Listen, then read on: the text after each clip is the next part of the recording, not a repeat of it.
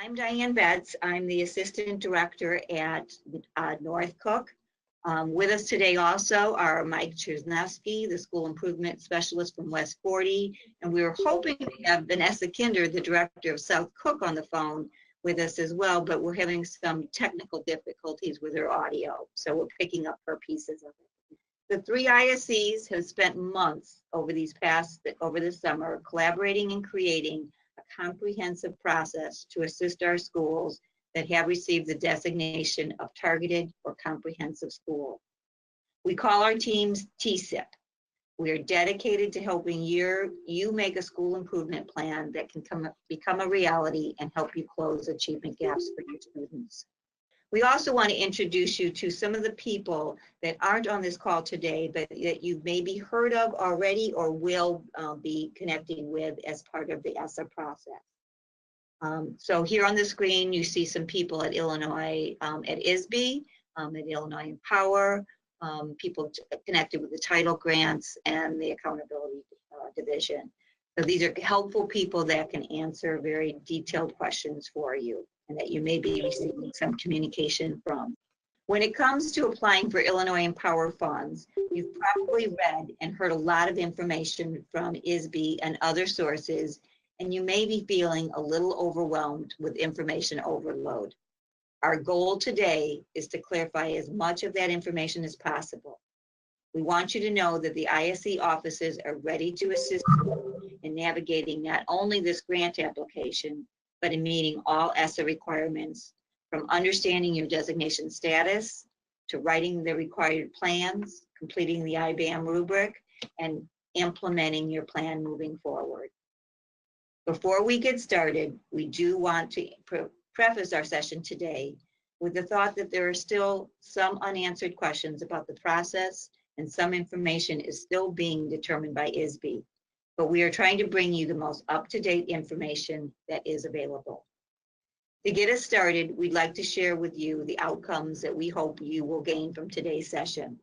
At the completion of today's webinar, you will know what is needed to have a substantially approvable application, including how to complete that application in IWAS and the various components associated with that, which also include understanding the IBAM rubric, completing the work plan, and the budget pages. So let's get started. I'm now going to turn the program over to Mike Cherznowski. Hi everyone. We're going to get started here with just going over a few nuances about the application process that we want to make sure that everyone fully understands. First is regarding the actual deadline for the grant application. In the instructions that you've received, there was a deadline of August 31st. The August 31st deadline only applies if you want to cover school improvement activities that may have been completed between July 1st and now. If you do not have any school improvement activities from that time frame, you can submit your application after the 31st. To access the funds, however, you need to make sure that you have a substantially approvable application. And we're going to walk you through that application and all of its steps later on in the webinar. Under the state ESSA plan, schools will have 3 years to implement their plans. They can, however, elect to take a planning year first, which would effectively give them 4 years to create and implement their plans. And that's something that we strongly recommend for you. We think that if you use that first year as a planning year, you can ensure proper implementation of your TSIP. And doing so will allow you to have a much greater understanding of your needs. It'll create a stronger plan that has a better chance of succeeding, and you'll build greater ownership and buy-in among your staff.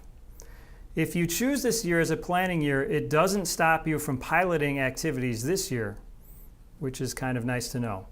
If you need any help, we can give you an example email to ISB that will indicate that you're taking a planning year, but you have to send an email to them at essa@isb.net.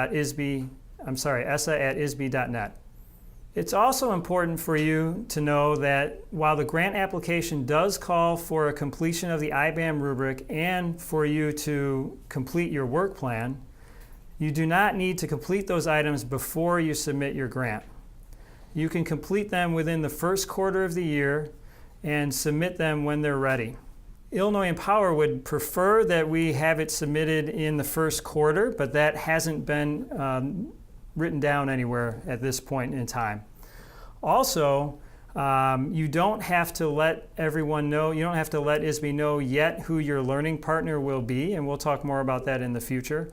But when you do choose a learning partner, you can complete both the IBAM rubric and the work plan with your learning partner, if that would be helpful for you.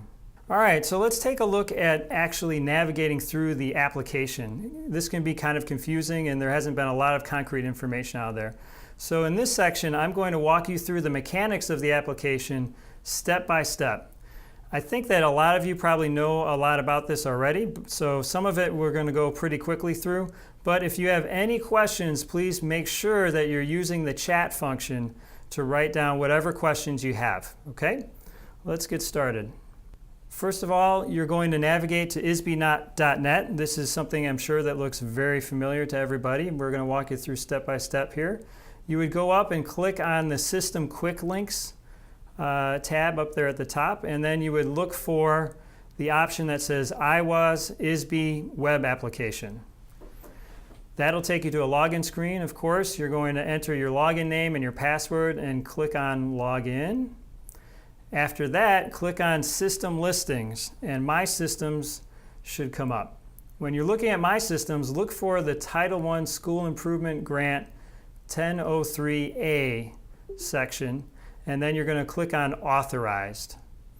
It's possible that maybe you don't see the link yet, and if that's the case, go to the bottom of your My Systems page and click on Want to Sign Up for Other Systems, and you should be able to get the link. Once you're in, you'll see a screen that looks like this. It's again possible that nothing would be showing, and if that's the case, then click on the radial button next to Yes to create a new project. If the original application is listed as it is here on our screen, then click on the radial button next to it and then click on Open Application. And now you'll be in. Your full section will be open at this point. Make sure that in the upper right-hand corner it says Title I School Improvement 1003A, and you'll see a progression of tabs as you look across. The first tab is for the overview page, and that's what we're looking at right now. You'll also notice that there are links to GATA and to the law and federal guidance. You'll see due dates, you'll see grant periods and reporting information, and you'll also see a notice that allocations at this point are considered preliminary. The second tab is for applicant information, and this information needs to be completed just once for the district, regardless of the number of schools that you have designated as either targeted or underperforming, or they might be designated as comprehensive or lowest performing. But regardless of the number of schools in your district, you only need to complete one application, and this is the top page for that application. This part right here is obviously very straightforward, very descriptive information. When you go down a little more, you'll see a little more information. There's a little bit more that you have to write. First of all, where you're choosing to select the area affected by the project, go ahead and select District. Next, for the activity period, you want to make sure that you select Extended Project Year. If you select the other one, that means that all of your work has to be done by June 30th, which obviously is not what you want. The yellow box beneath that should fill in automatically, and then below that you have the General Education Provisions Act. Every district has a standard GEPA statement which explains how your district ensures equitable access and participation for all students, regardless of what their subgroup might be. So you can go ahead and copy and paste your district's GEPA statement from other documents that you have, or maybe it's in your board policy, and that's what will go into that box there. If you go lower on that page, you'll see a section for applicant comments. And here you would put in any other additional explanations that you think ISB needs to know in order to approve of your grant. So for example, maybe you have a building that's been identified as targeted or comprehensive, but that building's going to be under renovation for 3 years and there will be no kids there. That sort of thing is what you would want to put here. And then of course down at the very bottom you want to click Save Page. Whenever you see Save Page, naturally make sure you click on that. The next tab over is for amendments. and this is obviously a common page that anyone who's familiar with filling title grants, you've definitely seen this many times before. If this is your first time submitting the 1003A Title I School Improvement Grant application, which I'm sure that's true of almost everybody on the webinar, then you're not going to do much with this at this point here. You're just going to click on where it says Original Application. Keep in mind, however, we're going to go over this later in the conversation, but you will need to create some amendments later to the work plan and to the IBRAM rubric. And we'll hear more about both of those from Diane.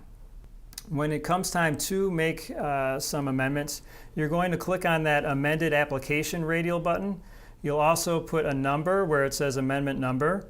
And then in the Grant Changes box, you're going to write why you're making an amendment, what function and object codes it relates to, and then what it is exactly that you're going to make a change to. Okay, the next tab is for the Federal Funding Accountability and Transparency Act. And this is something that's required for any kind of federal funding. First, you want to click the radial button that says no, and that's because there is not a single school in Illinois that's getting more than $25 million in federal funds. Sorry, guys. Next, you're going to type in a very succinct description of how the funds will support the project. And they want this to be as succinct as possible. You could do something like the example we have in the box, which reads, funds will be used to purchase services from Illinois Empower vendor for school improvement purposes. Additional funds may be used to purchase materials and professional development. If you need any help with that, just go ahead and ask. The next tab is the program specific tab, and on here, we're going to talk about district level information. You'll see that, and by the way, this program specific tab, this is where you're going to spend most of your time when you're creating the application. There's a lot here that you need to fill in. You'll see, first of all, that there are two tabs, the district level information tab and then the school level information tab. And we're going to talk about that in a few moments. Right now, though, we're going to focus on the district level information. And you'll know that we're in the right section if you see that your tab is white. Okay, if there's a blue tab, that means that's not the tab that you're working on at the moment. I know it can get a little confusing with all these tabs. You'll also see that there are 6 tabs beneath those two, and all of those will need to be completed just once by the district. This tab that we're looking at right now is specifically for districts to describe how they intend to both blend funds and monitor how they receive funds from federal, state, and local resources. Here, you're going to talk about the process that you will use to select a learning partner. That's the terminology that Illinois Empower is using, even though it says external partner here. The list of approved partners, just so everybody knows, that has actually been created by ISB, but it has not been publicly released.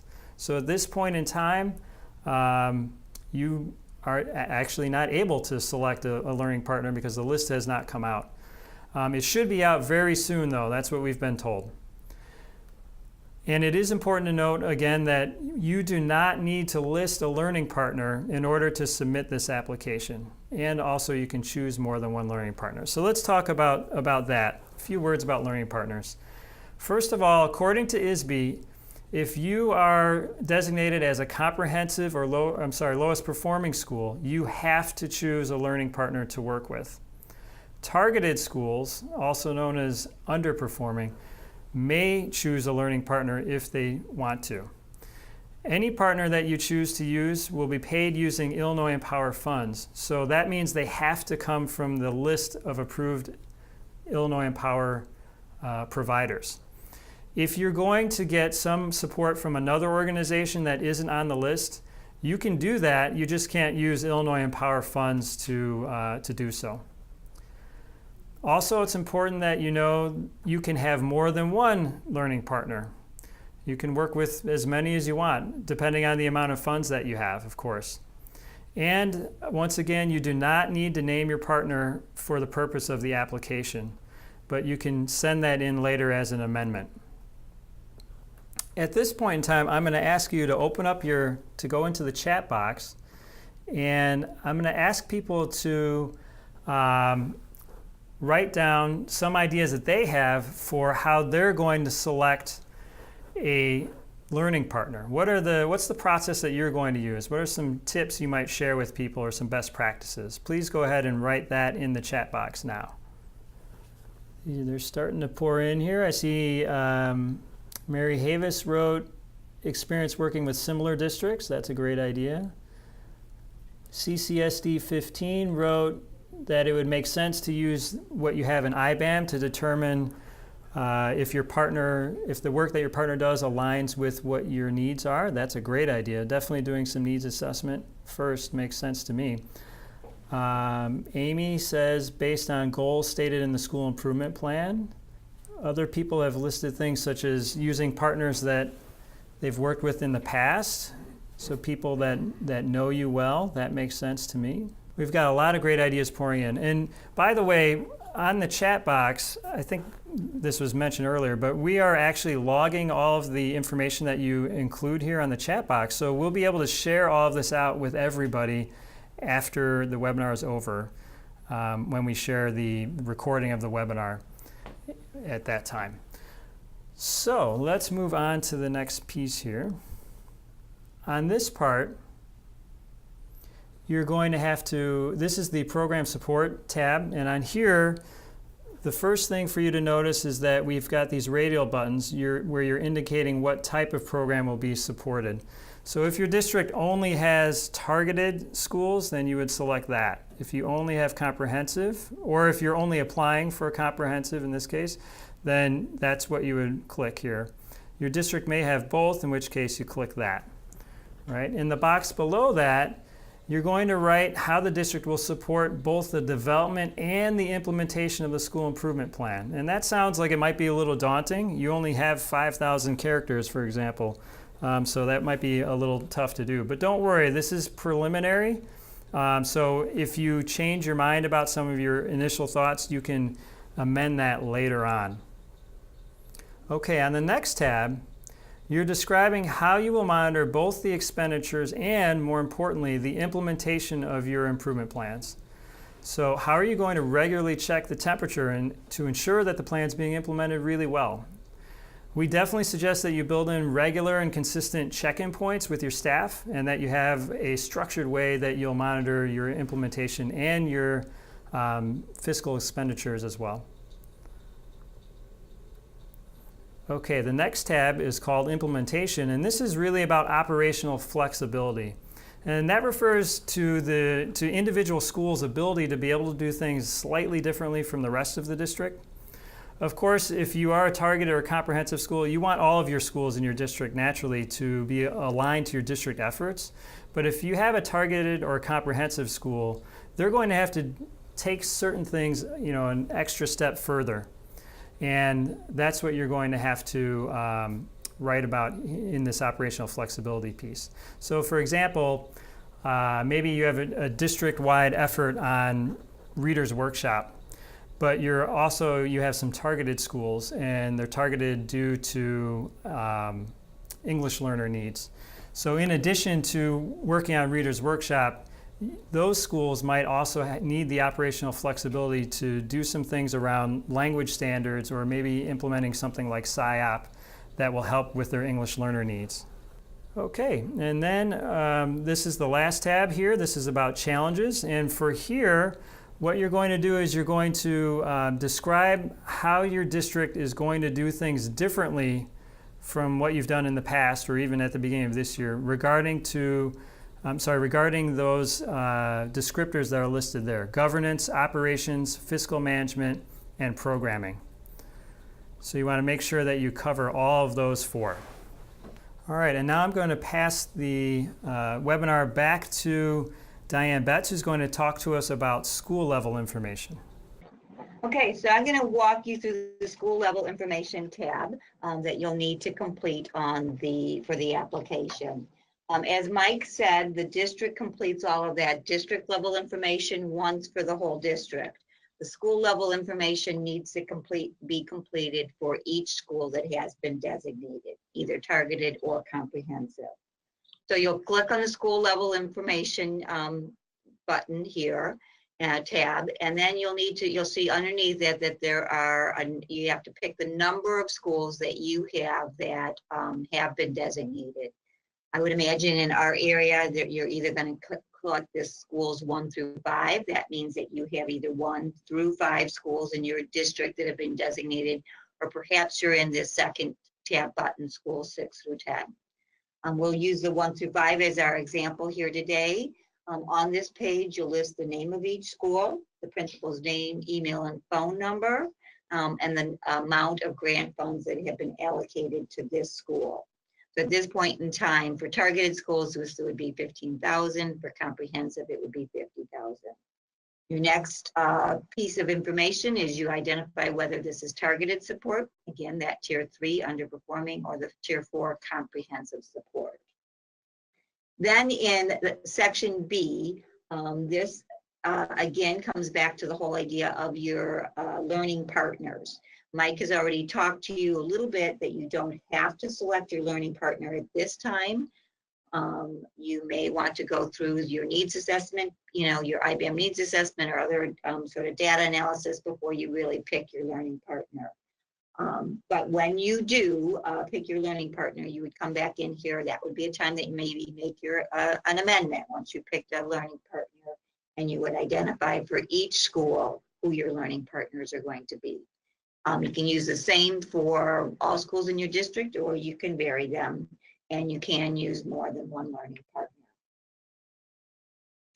Again, at this point in time, you do not need to pick a learning partner. You can submit your application without any of that information being filled in. Moving on to part C of this particular part, this is where we start to get into the IBAM quality framework. So the IBAM quality framework is a set of standards, 7 standards that have been demonstrated by successful districts and schools. If you click here on this where it's highlighted, you'll get the framework with those 7 standards. Each school these are the 7 standards you see here. Pretty straightforward in terms of the range of things that successful schools and districts have thought through and have clearly defined. On the next slide, we take you to what is considered an accompanying IBAM quality. It says framework here, but it really is the rubric. This part is not in the application. So when you're ready to complete the rubric associated with the framework, you would need to go back into the systems listing. You'd go under this reporting section. You'd click here for the IBAM quality framework. And let's say that you've got 2 schools in your districts that will be completing the IBAM quality rubric. The superintendent would need to give permission for each principal to get in here and access the rubric through IWAS.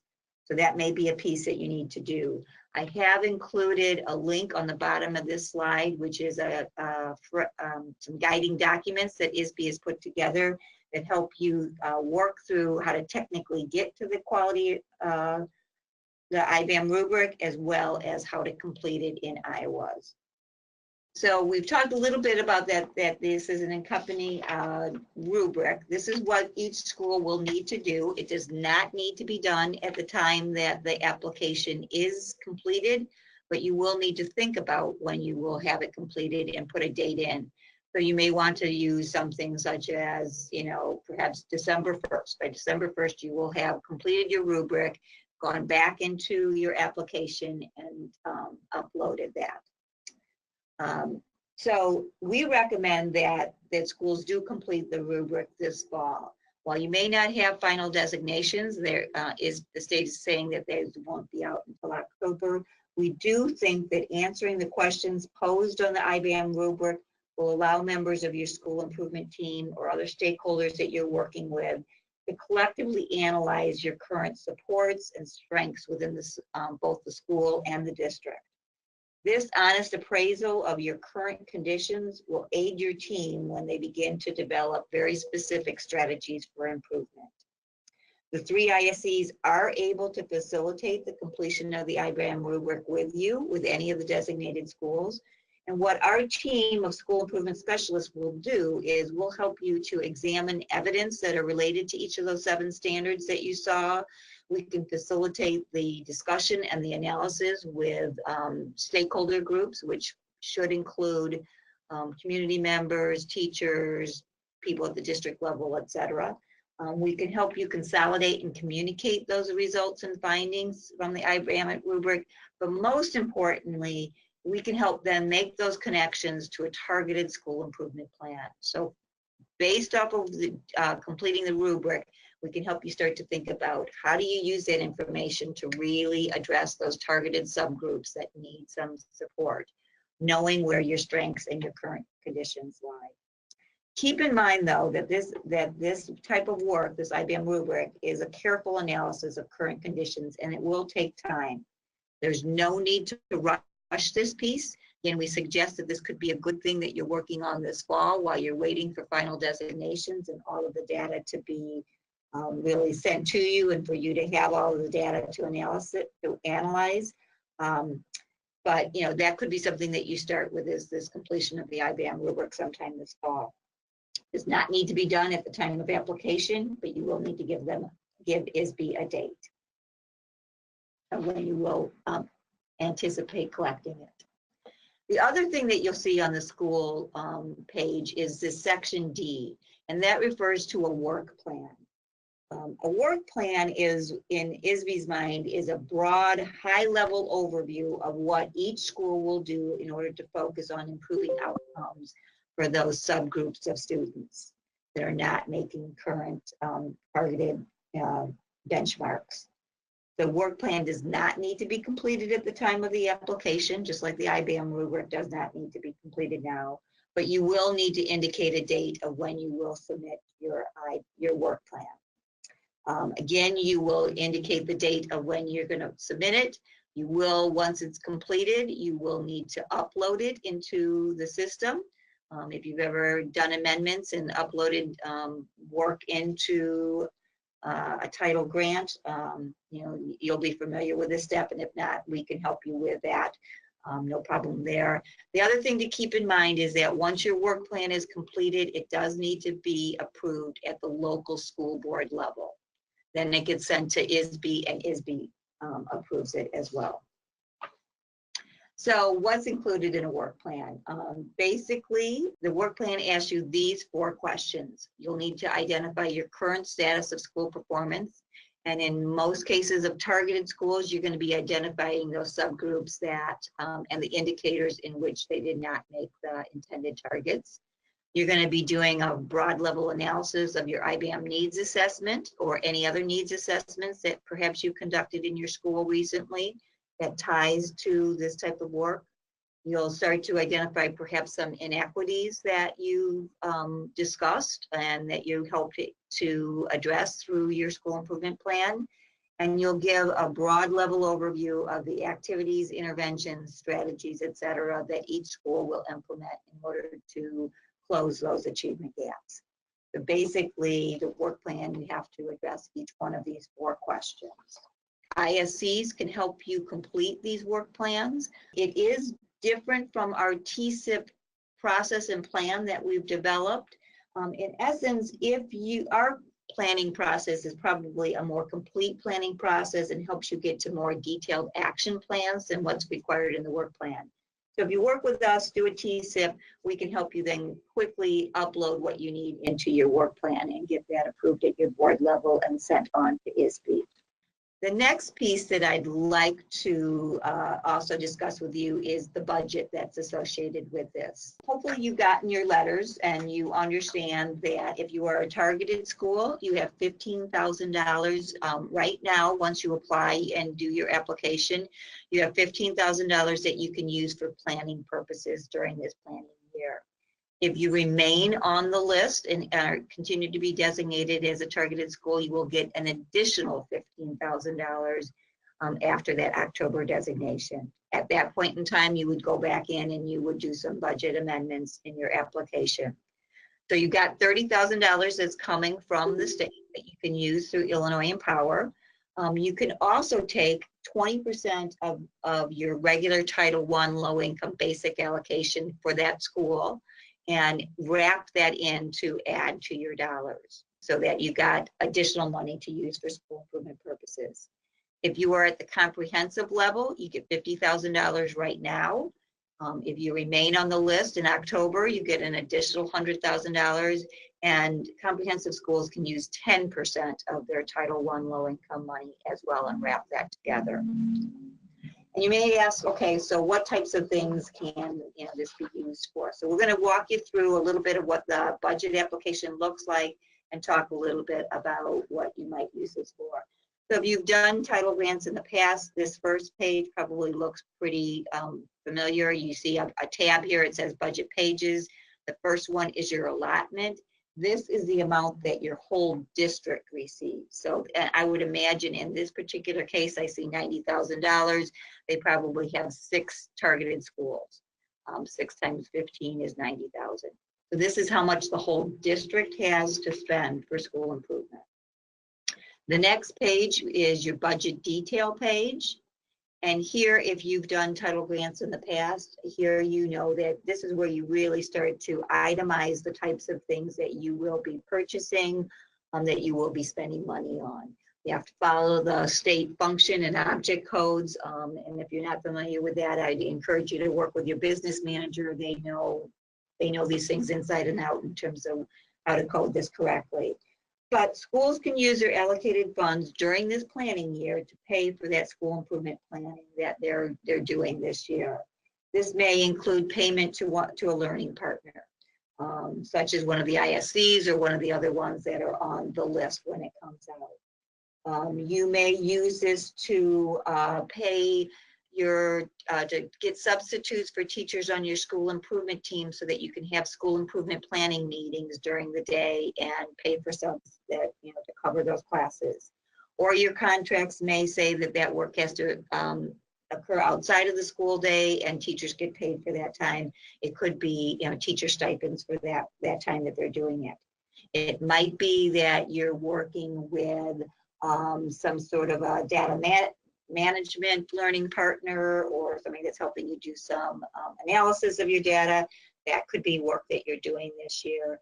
It also may include some, that let's say it's your ELL population that is your targeted subgroups that are underperforming. Perhaps you're trying in this first year to just do some good professional development on best practices for improving the achievement of ELL students. Anything within those sorts of realms can fall into the use of these dollars this year. You don't have to worry that you've got it all figured out at the time you do your application. If you've got some beginning ideas of what you might want to use the money for, you would put it in here. You can always go back and amend your budgets once you've done your plans and you have a much more detailed understanding of what your action steps are going to be and what the costs are going to be associated with those action steps. So I've given you some preliminary types of ways that you might be using your money. I'd like to stop now for a moment and ask you to think about if you've got any ideas that you've been considering for how to use your money.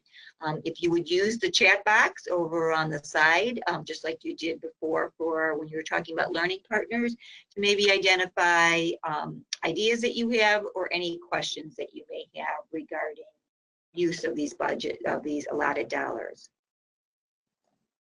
So I see someone talking about creating PLCs and having PLCs do data analysis work and using some funds for that.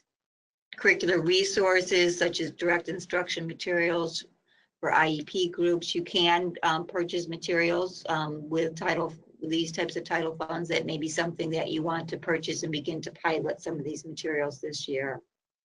So if you have questions regarding, the budget piece and particularly what's allowable or not, feel free to give us a call, or you can also contact that Annie Brooks in the title office, and she might be able to help answer your question for you. Once you have this page completed, and you don't see it down on the bottom, but down on the bottom there's where you would save and calculate.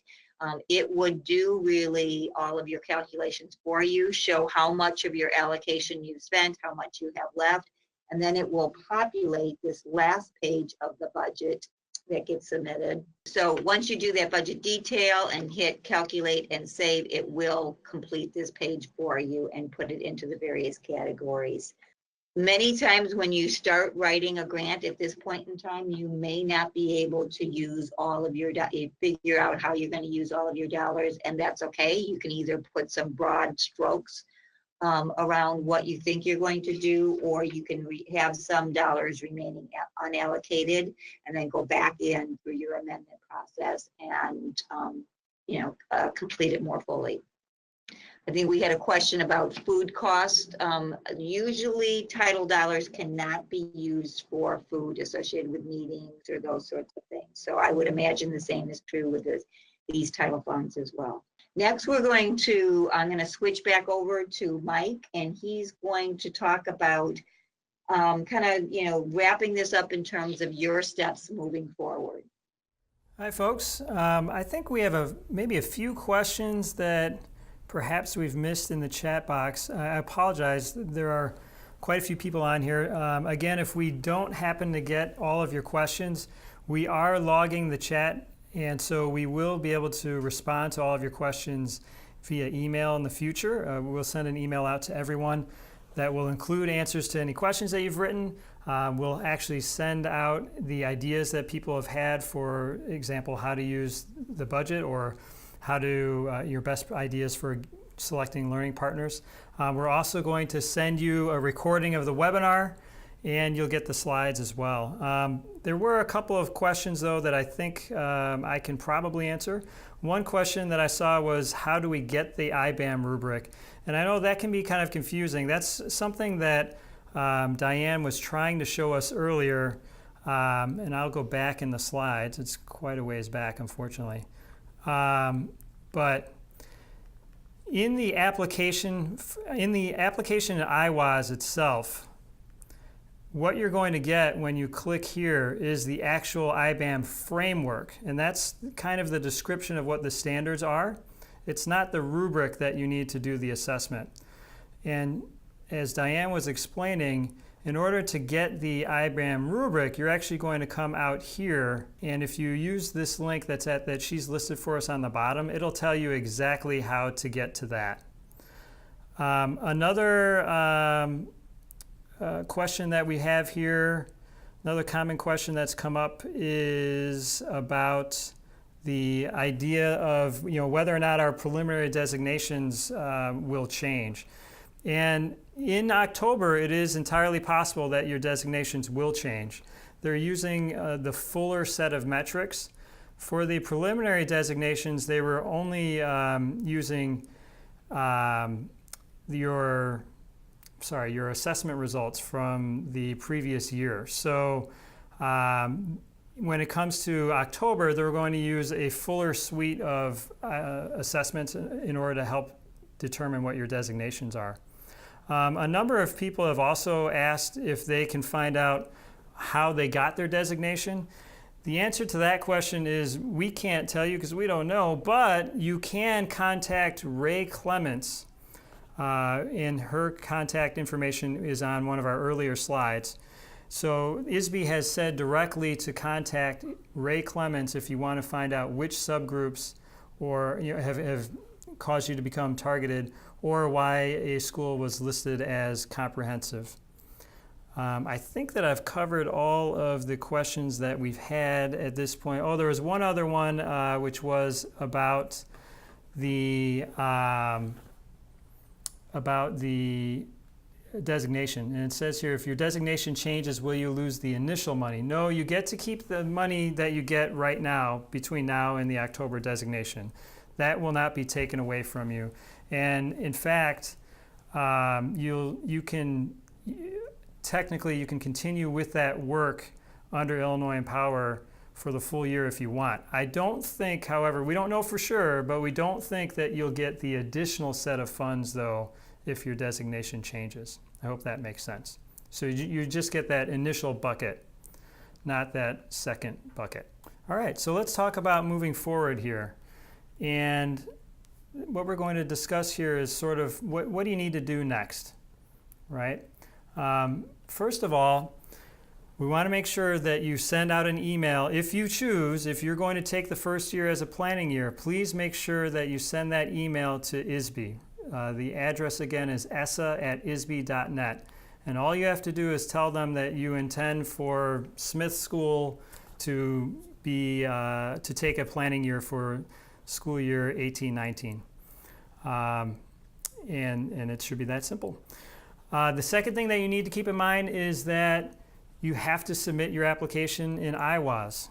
And if you are trying to get the backdated set of funding, backdated all the way to July 1st, then you have to get that in by August 31st. After that, you probably want to start thinking about choosing a learning partner. We're assuming that that list is going to come out really soon. You definitely, while you're waiting for that list, as Diane said, you could start working on your IBAM needs assessment. Those schools that took part in the Illinois Empower pilot had to do the IBAM needs assessment, and it was taking them on average 4 to 6 weeks to complete all of that. There are a number of different stakeholders that you want to get involved, and that's probably the reason why it's taking so long for people to get it done. Illinois Empower has, although it's not in writing anywhere, the Director of Illinois Empower, Allison Sherman, has stated verbally that if it's up to her, the IBAM needs assessment would be turned in the first quarter at some point. Same thing for your work plan. Remember, you don't have to have that completed before you submit your application. You can turn it in as an amendment. And your amended budget. So what you do with the budget, you do need to turn in your best guess at this point in time, and then you can amend it later. Finally, after that, you're going to develop your school improvement plan. And again, we strongly recommend that you take that entire first year as a planning year to make sure that you can dedicate all the time you need to taking all the steps for the process. Now, we also want to let you know that the 3 ISCs are definitely here to help you with the whole planning process, with the whole school improvement process. And as was mentioned earlier, we've decided to collaborate together in order to create a process and some accompanying tools that will help you really propel your school improvement efforts. We have some training and we have a lot of different resources that will fully support schools in creating and implementing your improvement plans. And all of this is designed specifically to assist targeted subgroups in the area that they truly need, and it'll help you ensure that you fully meet the requirements of the state ESSA plan. We've put together several different packages intended to meet your school's unique needs, and we've got some dynamic pricing, and we want to ensure that you get all the support that you need to bridge any gaps that you've identified. To learn more about all of that, please visit our website at www.tsipillinois.org. We're also going to talk a little more about that after this webinar ends for anyone who wants to stay on the line. Before we go, we want to make sure that we leave you with this quote here. As you read through this, or as I read through this anyway, it makes me think about how apprehensive many of us might be feeling right now about ESSA and about all of the requirements. There's so much going on, and even aside from that, just the challenge that's related to enacting school improvement in a very real way. Every one of us wants to do what's best for the kids and what's best for our staff and our communities. And you can do it. The thing is, though, you just have to take it step by step. And that's, I think, what Michael Schmoker's really sharing with us here, this idea of being incremental. It's definitely possible, and we are more than happy to help you with that. Thank you very much for taking part in the webinar. If you have any questions at all, if you have any further assistance that you need, please contact any one of us at North Cook, West Cook, or South Cook. Also, and that's really the conclusion of this webinar. Again, we thank you very much. For those of you who can stay on the line, we wanted to show a 3-minute video about TSIP, just so you can get a little more information. We are definitely going to email you in the coming days with all of the information that we've talked about before, the recorded webinar, the questions that you have, links that you might need, and please feel free to reach out. Thanks again, folks. Take care.